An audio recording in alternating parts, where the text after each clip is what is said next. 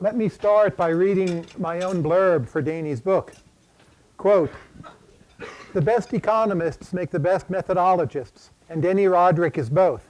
His Economics Rules is the single best source for explaining the strengths and weaknesses of economics to an outside audience."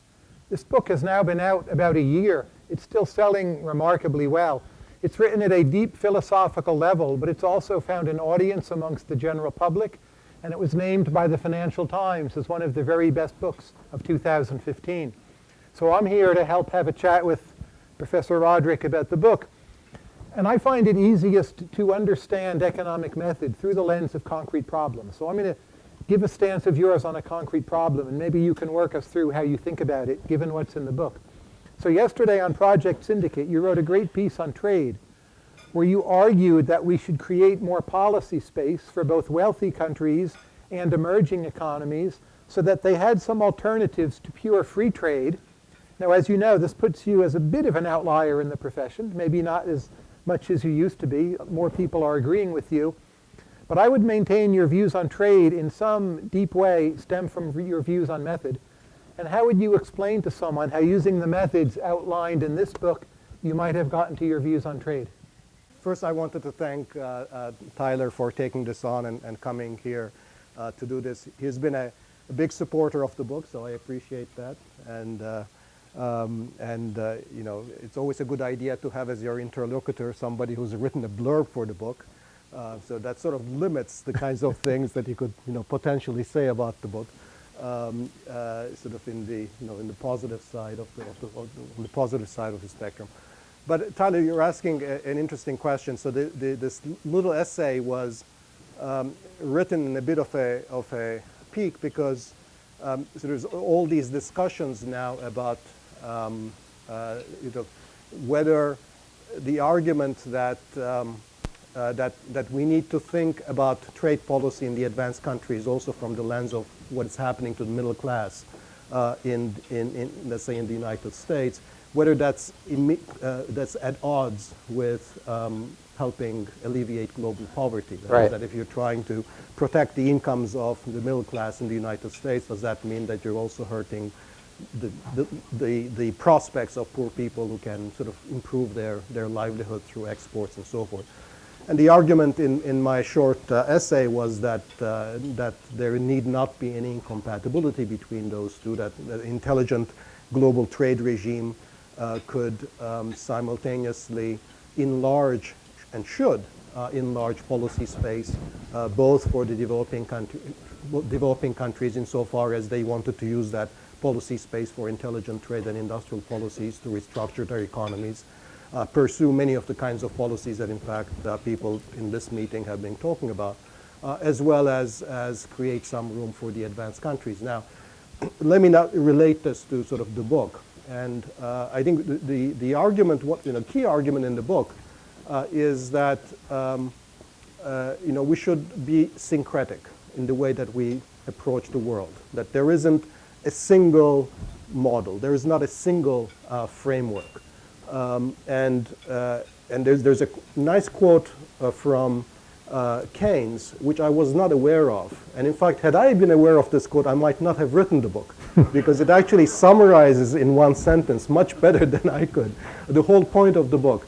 And the quote from Keynes is this, that he says, economics is the science of thinking in terms of models joined to the art of figuring out which models to apply in the contemporary world. So the science part is in terms of thinking about these models and their implications, the rigor, the causality, so the channels, and the craft or the art part is figuring out which one to apply. So I think the syncretism is here, is sort of looking at the world economy today, sort of the trade regime, and figuring out which is the right model that fits the world today the best. In the 1950s and 60s, when the world was highly protected, you might have said that really the main constraint on the prosperous development of the world economy was these very high trade barriers. So then it really made sense to think that the way to proceed is with this kind of GATT mindset, where countries get together and they're essentially trading off market access. They're exchanging market access. I reduce my trade barriers in return for you reducing yours. Now, of course, from an economic standpoint, this makes no sense because in principle, everybody should reduce their trade barrier regardless. You don't need this kind of thing. But that was that worked really well for a while. And my argument is not that the world has changed, that the main constraint on the prosperous evolution of the world economy is not that there are barriers that are too high, that are government-imposed barriers that are too high, but that given how globalized the world economy has become, that there is a genuine danger of social backlash that's going to actually threaten a return to protectionism, widespread and quite indiscriminate protectionism. And therefore, we need to figure out how to amend those rules in a way that's going to make sort of the pursuit of social and economic objectives more consistent with a free trade regime. And that might sometimes entail, sort of accepting a certain amount of protection. So it's a very long-winded answer to your question, and I apologize for that. But the basic point is that if you're, it's okay to think that, the basic model of trade is right. It's okay to think that comparative advantage is right. But you also have to think, think about political economy. You have to think about, okay, sort of what are the costs of protection when tariffs are 3% as opposed to when they are 25%.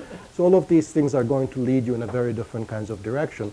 So I end up in a very different point now than, let's say, where I would have ended up if it were in the 1950s and 60s. So you're referring to some political science considerations, and of course we're all here at the Kennedy School where different disciplines come together, and that raises the question of how do all those pieces fit together. Now, just in my personal view, economics is in a sense subordinate to anthropology, that the fundamental question which economics has a hard time answering is how do people interpret an incentive? When is it temporary? When is it permanent? When are you actually being offered good reputation or not? And to figure that out, it's a matter of social context. And it gets us rather quickly to anthropology and sociology. They're the queens of the social sciences, and we're subordinate. Now, I don't think that's exactly your view, but being here at the Kennedy School and dealing with all the disciplines at the same time, how do you see the different social sciences as fitting together? And is economics at the top or the bottom of that pyramid? It's interesting. As you know, I just returned to the Kennedy School after 2 years spent at the Institute for Advanced Study in Princeton, which is the interdisciplinary sort of place par excellence. And the Kennedy School being interdisciplinary, I thought I liked interdisciplinarity a lot. And I thought I would sort of maybe take it one step further. I think some people are not hearing you. Maybe if you move it.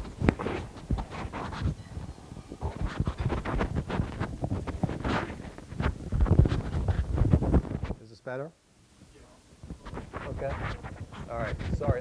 My apologies. I also realized that my back is turned to a lot of people over there.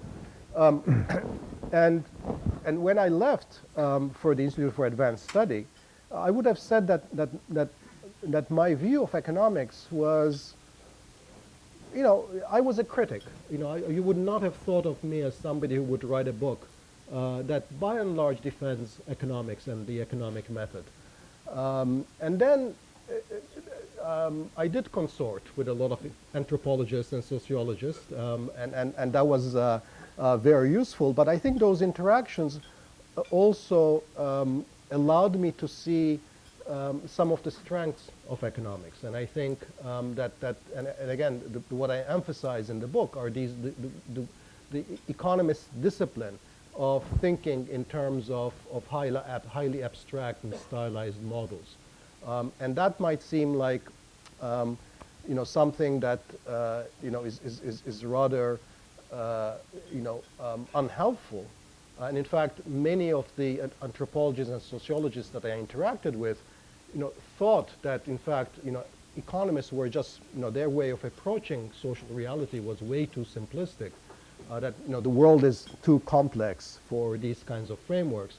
And one of the stories that I quote in the book, which I think makes the point extremely well, is actually a one-paragraph short story by Jorge Luis Borges, and it's called "On Exactitude in the Sciences." And Borges talks about a distant land where sort of cartographers, map makers have become so obsessed with accurate maps that they make bigger and bigger and more detailed maps, so that you have a map that's of the city becomes as large as sort of a map of the country becomes as large as the size of a city, and even then they're not satisfied. They draw a map that's sort of one-to-one, so they have these huge maps one-to-one of the whole country. And the point is to get every detail right. And of course, the story ends by saying that generations later, all these maps are found scattered in the sands of the desert, because subsequent generations had absolutely no use for these maps because they didn't have any use whatsoever. And I think the advantage, the real strength that economics and economists have is in being able to sort of develop these highly stylized abstract maps. But then you also need different map depending on what you're doing. If you're going to be taking your bike, you'll need a bike map. If you're taking the subway, you're going to need a subway map. If you're going to drive across the country, you're going to need a highway map. So that's the part, the Keynes sort of art of choosing the right kind of a model, and that's what we actually do very poorly, and that's where I think anthropologists and sociologists have a lot of gripe with us, and I think legitimately so. But my gripe with a lot of the work in anthropology, particularly critical anthropology and interpretive work, is that you can never tell what the argument is. Because this notion of abstracting and simplifying and thinking, being very clear about the causal argument, that's actually frowned on because the world is too complex. So we're up here in Cambridge, or rather I'm up here, you live here, but when I come to Cambridge and I think about development economics, I tend to start thinking about randomized control trials, or RCTs, which have gone a long way here. And the question of how important those are, has development economics moved into a new and scientific era? And I worry a bit about questions of transferability and context, and also scale, and whether they distract us from political economy. But what's your take on them? Should we all be out there doing RCTs and neglecting the elder methods of development economics, or where do they fit into the schema of your book also? Well, I see RCTs as a very important, significant tool in the arsenal of tools that we have. I think there was a time when RCTs were being oversold. I think sort of we're moving away from that. But I think there are questions that RCTs can answer. But even those questions that they can answer, and this is a point that's not often understood, is that they're all highly model specific. So inevitably, whenever we think we've answered a question with an RCT, inevitably we're applying a model. And there are many different models that would yield very different kinds of views. So let me, just to give an example, suppose you do an RCT of a conditional cash transfer program, and you figure out that thanks to this program, more children are in school. Now, by the standard of RCTs, what you have just shown that the intervention has worked, and now the RCT has shown that it's worked. But how do you interpret exactly this result? One model of the world is that basically there was no economic and social reason for more children to be in school because the returns to education are very low to begin with. In that model, just because there are more children in school doesn't mean that you've actually helped these, done something that's socially useful. Yes, families are keeping their children in school because that's the only way they can get their money. It would have been far better off just to give them a cash grant without any conditionality whatsoever. In another model of the world, the returns to education are high, but parents are not internalizing those values. And that would be a second model. The third model would be, returns to education are low, but there are, broad political and social gains from having a, more educated people. So that's, notions of citizenship and so forth. So all these models have very different implications about how we would interpret. And so the notion that through an RCT, you're actually able to show whether something works or not, you have to filter it through different types of models before you actually understood, if you can understand what you have actually shown as being worked, and in fact if it is good in some normative sense or not. And that's even before we get to what you mentioned, which is the issues of generalizability, the question of external validity, the fact that it worked here, will it work also there? So those are issues that are, I think, also widely understood now. But I mean, I think we should understand this is, none of this is to say that RCTs are not useful. I think they're extremely useful. But I think there was a time that we put way too much emphasis on them, and we exaggerated how much we would actually learn just from the RCTs as well. Just one final point on this.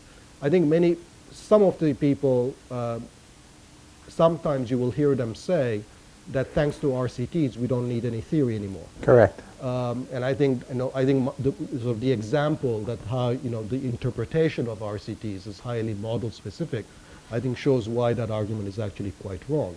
That every time you're interpreting an RCT result for any useful result, I think you're filtering that result through some theoretical frame. And the moment you understand that, then you should also be open to the fact that unless you've explicitly tested in the RCT against one of those frames against another, you're accepting jointly a variety of models or a family of models and not just one of them. Be willing on this one to be as subjective as possible. What is it about the economics profession which bugs you the most?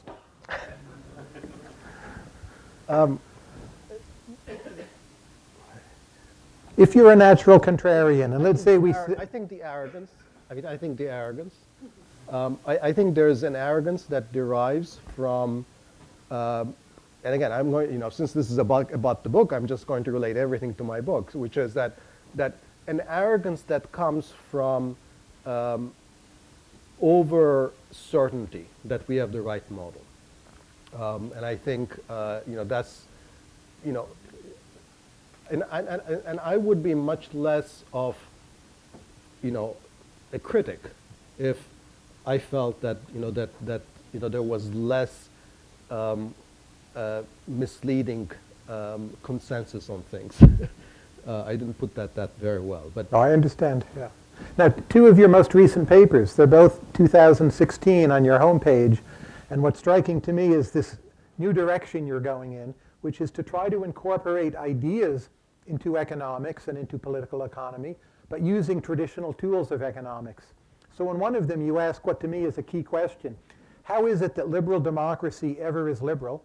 Because today in the world, as you point out, we now have more democracies than not, but most of those democracies are only partly liberal at best.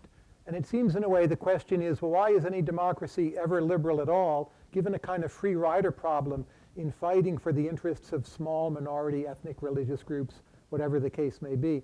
And how would you say you think about that, and how would you put that in terms of the framework of your book? How did your methods lead you to that question and the answer you give? Well, the paper on ideas is really about, is to push back against the notion that that everything in the world, every policy is tightly determined by vested interest.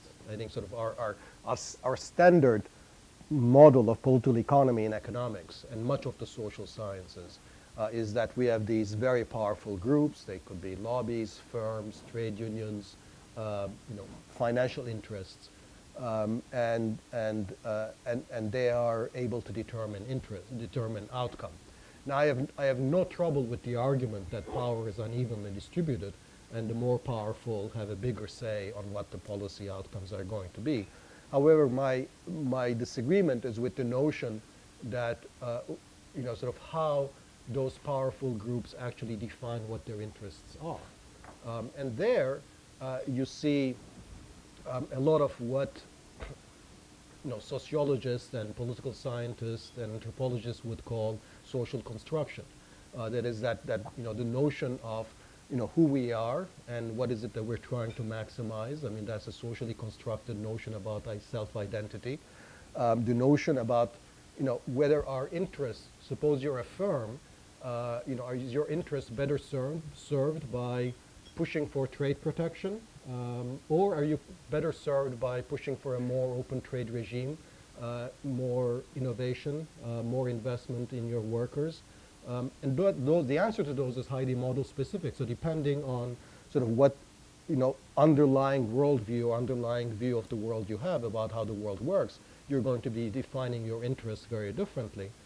So there are sort of ideas about who you are, ideas about how the world works, are fundamental in determining what your interest is. And I think the way that this feeds into this discussion about liberal democracy is that sort of,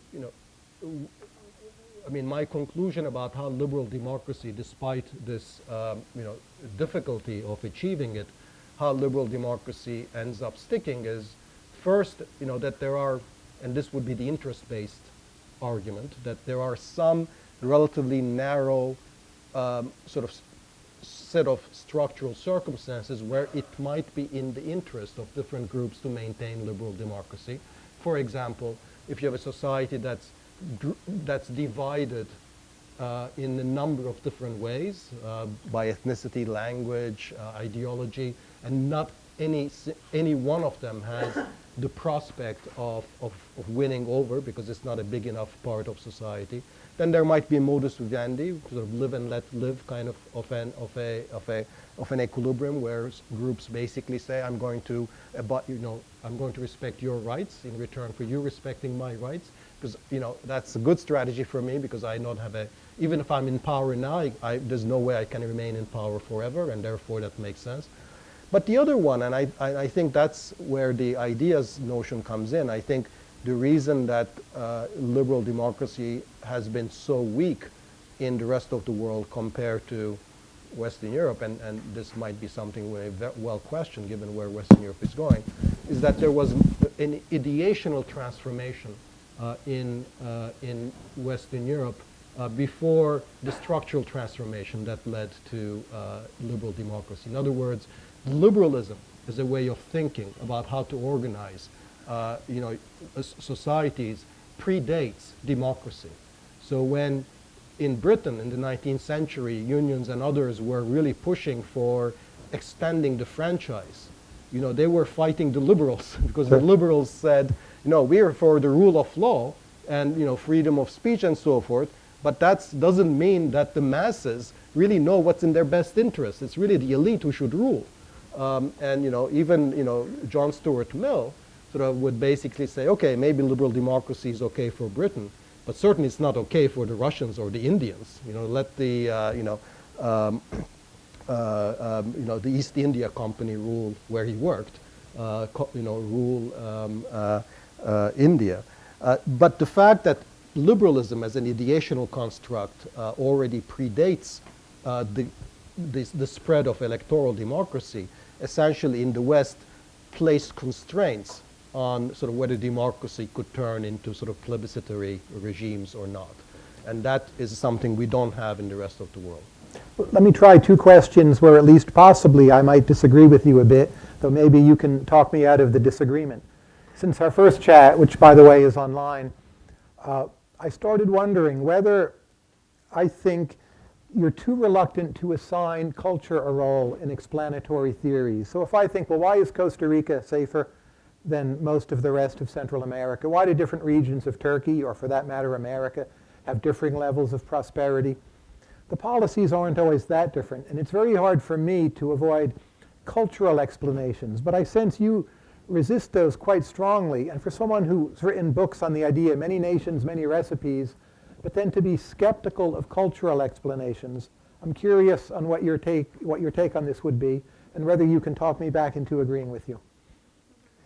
Yeah, I mean, culture is a term that's used so differently in different settings. So part of my reticence is that I don't know exactly what people say when they're talking about culture, and there might be some definitions of culture that makes it virtually indistinguishable from what others would call institutions or norms. But say it's who settled a particular area and what modes of interacting with each other, what trust level did they bring there? it seems a bit more like culture than like institutions. Well, I mean, take something like trust, okay? So there are at least two different ways in which you can think of what trust is. Trust could be sort of the type of behavior people exhibit on the equilibrium path of a repeated game, okay? So in this case, it's not that some people are more trustworthy than others. All people are the same, but given the nature of the game, that it's an equilibrium for everybody in this game to behave in a trustworthy way. Now, in trust, I think in that sense, I think has no cultural connotation whatsoever. Even though ex post, we might define it as people are very trusty in this culture, but we're just defining how they're behaving because it's their equilibrium strategy. Those same people, take them out of that game and put it somewhere else, they're going to behave in a very different way. So that's sort of a little bit like the taxi drivers. The Egyptian taxi driver drives very differently in Cairo than he drives in Boston. It's not necessarily because he's more aggressive, but he understands that the nature of the game, or will still understand the nature. Well, Boston is a bad example, right? Given driving sort of. But you see what I mean. Then the second notion of trust is a property of your preference. It's a property of your utility function, that you trust certain people because they are co-ethnics, or you trust certain people because they are your neighbors. And so it's a property. Now, I think again, the fact that people have preferences for certain types of other people that they view as closer to them and so forth. I mean, there's nothing inherently objectionable to that. But I'm just in favor of just unpacking these concepts and understanding exactly what they're pointing to, because the danger and the reason that I often am skeptical about things like trust, or for that matter institutions, is that there's always this notion that, oh, it's culture and therefore it's not changeable, or it's institutions and therefore it was already determined 4 centuries ago. And I don't see that at all. I mean, I see these are things that could be stable for quite a bit of time, but they could change very quickly. I mean, just like we have these examples of norm cascades and other things that behavior that's accepted behavior for centuries can change very quickly in a period of decades, for example. And so these things change, and so sometimes these terms like culture and institutions hide more than they reveal. Toward the end of your book is one of the best parts. You have 10 commandments for economists and 10 commandments for non-economists. Of course, that makes 20. I agree with 19 of them. Let me ask you about the one where I'm not so convinced. And again, maybe you can bring me around. So you wrote for The Economist, quote, "Substituting your values for the public's is an abuse of your expertise." And here's my worry. If you disagree with this? Well, I would put it differently. Here's my worry. If you think about economic tools such as a kind of analytical egalitarianism where all people have something similar in common and all people within a conception of welfare economics count as the same, and also the Paretian principle that if everyone's better off, there's some presumption in economics in that direction, however strong or weak you may think it is. And my sense is the general public doesn't agree with any of that. Maybe they're right and we're wrong, but I suppose I fear that if we do economics at all with any kind of advice, like there is in your trade piece, you can't avoid the Paretian principle, but that is to some extent subbing in your judgments, which I'm going to side with you, but you are subbing in your judgments for those of the public. Would you agree or not? You see what I'm saying? Maybe I might see with a little bit more exchange, but let me explain a little bit why I think that's important. And let me do it in the context of the example that we started out with, which is trade. So,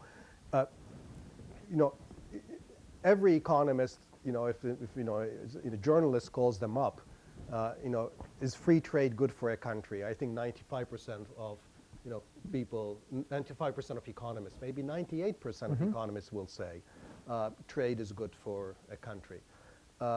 Now, the funny thing is that if a graduate student asks that question in a graduate trade theory course, The teacher, the professor will say, well, what do you mean what's good for the country? Because let's think it through for a little bit. What is it that we know about how trade works? Well, in most of our models of trade, some people are going to be worse off, some people are going to be better off. Now, if markets are working okay, we can also say that the aggregate pie will be larger, okay? So this is what, the economics tells us. Now, what can I say, what can I conclude from this about whether the country as a whole has been better off? I need to be trading off now, the losses of some people against the gains of others. And that's what I mean about making that implicit judgment by an economist, because I would maintain that if we ask, around here, just ask the question, suppose I take,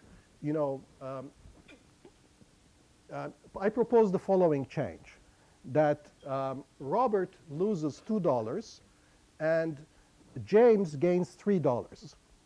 Are you in favor of this change?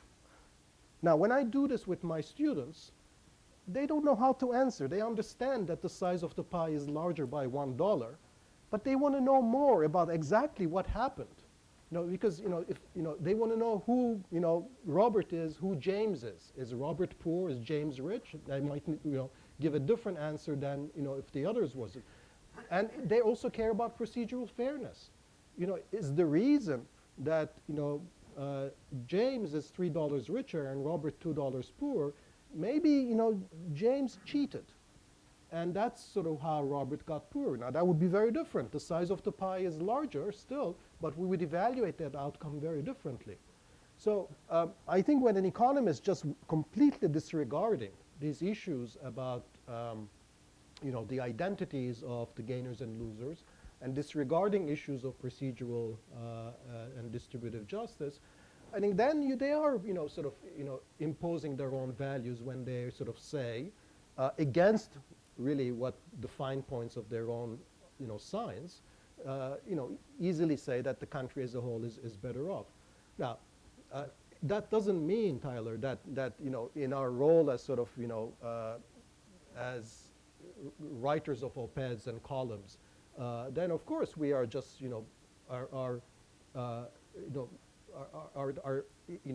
those columns are imbued with our own preferences, but to the extent that we can, we should be clear that this is not what economic science says, but this is economic science plus my own values. And I hope that my writing is clear on that. Last question from me before we get to your questions. Now again, we're here at the Kennedy School. You've come back. Even 2 years at Princeton could not keep you away. We can just start this question with the premise that this is the best public policy school in the whole world. But economics is about life at the margin. So if there were one thing in the curriculum or education or something that you could alter so that the system would produce more Dani Rodriks or more economics of the type you talk about in your book, Economics Rules, with respect to the Kennedy School, what would be one thing you would like to change, or maybe even more generally, in the education of people, something specific in the curriculum to get things to turn out more the way your book says they should?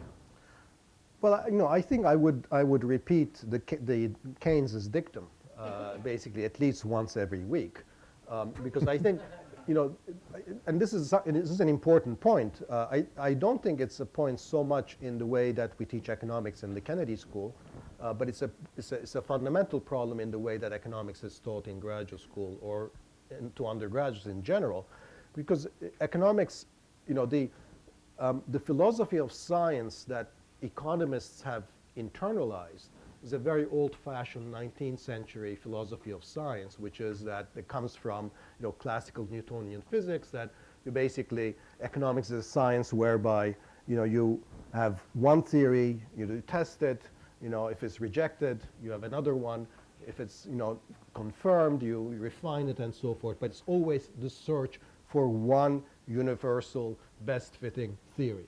And that's what the purpose of economics is, to arrive at the truth, the model. And I think the one thing that we need to do in the teaching is to say that the richness and the real contribution of economics is to actually teach students that there are many different models, that there are as many models as we have potentially contexts, And each one of these models have a germ of truth. And what we need to do is teach students something we never do, except for implicitly, which is to teach them when they need to apply the competitive model, when they need to apply the duopoly model, when they need to apply the asymmetric information model, when do they need to apply the model, the dynamic intertemporal model, and figuring out which is the model that's going to be the most relevant given the problem they're dealing with. It's remarkable. We actually never teach students how to do that. And the reason we don't do that because our internalized, philosophy is that, one of them is going to be right. And there's only one of them that's right. Before we get to Q&A, a big hand for Dani Rodrik.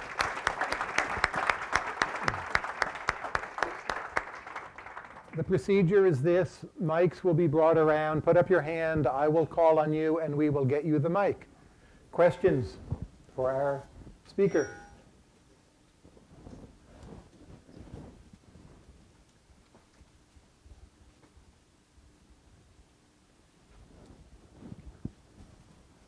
Hi, Dani. I haven't read your book, but listening to you, you said that you are not afraid, but you think that we might have a new wave of protectionism.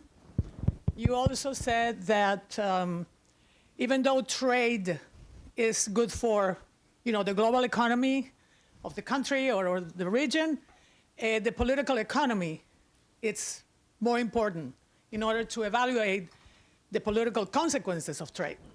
So my question is, because it surprises me that in this campaign, the US presidential campaign, trade has become the bad word. Nobody wants to talk about trade. Donald Trump is saying all, the bad words about trade. Hillary Clinton doesn't want to talk about trade, even though, the Clinton era was, NAFTA and all that. So in your opinion, what happened in the US with trade, and why are politicians so afraid of talking about it? Well, I think what happened, Ana-Julia, in trade is, we have now, 30 years, 3 decades of, rising inequality and stagnant median wages, and eventually, I think, sort of the unease about that at least some of this is trade related, I think that sort of has caught up. And I think what also has happened intellectually is that the intellectual consensus that none of this, in the 1990s, the intellectual consensus was that none of the rise in inequality had to do with trade. It was all technology. I think that consensus is no longer there. I thought, most economists would still say that technology is most of it, but they would also say, actually, there's a lot of things that is going on that we can't explain with technology. There's a fairly good evidence now that trade also has been implicated in some of these adverse labor market impacts. And there's a whole complex of things, of which globalization is one. And I think in a way, we're paying the price for, or I should say, mainstream politicians, the middle of the political spectrum, is paying the price for having poo-pooed those concerns over globalizations for such a long time. Now, I think that this backlash is happening at a time when I think, in a way, the advanced countries have already paid most of the cost to begin with, because those jobs and the industrial jobs and blue-collar jobs in the United States are not going to come back one way or another. So in a way, it's not that you can return back to 1985 in any way. But still, I think these things take time to become politically more salient. I mean, trade, as you know, has never been very popular in the United States. It's not that popular opinion about trade has become much more negative. It's just that the issues have become so much more salient. They become politically salient.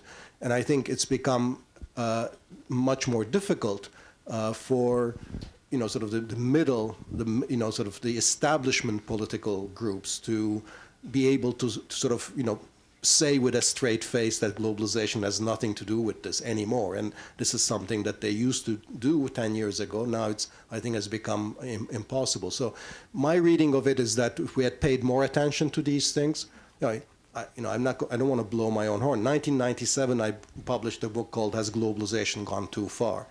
Okay, it was one thing I can say is that book came way too early. I mean, if I'd published this maybe now, but I was basically saying, look, there are, there are some trade flows that are highly problematic from the standpoint of social norms and concerns about distributive justice in the developed countries.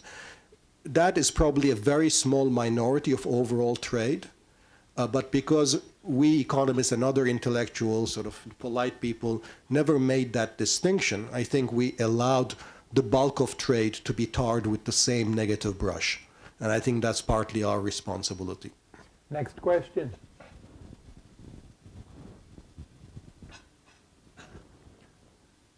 Yes, sir. No? I want to maybe refute a little bit what you responded to Anatolia.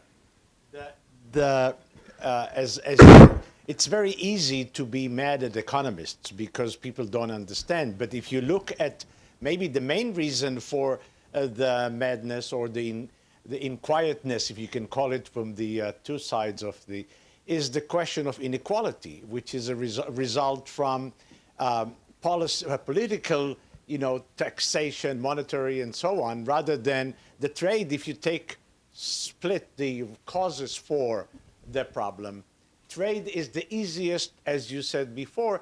U.S. was never really, open for that because isolationist is still probably in some corners culture-wise, maybe as you said, is very prominent. But I think it is an excuse for the people who don't understand to get on the barricades and say trade rather than the inequality, which, as Ana Julia said again, Trump is kind of fomenting the inequality. So one way to get away from, that way is blame the trade.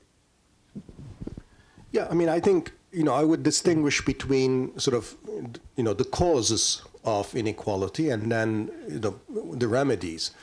On the remedy side, I think that there's very little that trade policy can do to actually remedy the inequality situation. And from a political and looking forward kind of a perspective, that's the only thing that matters.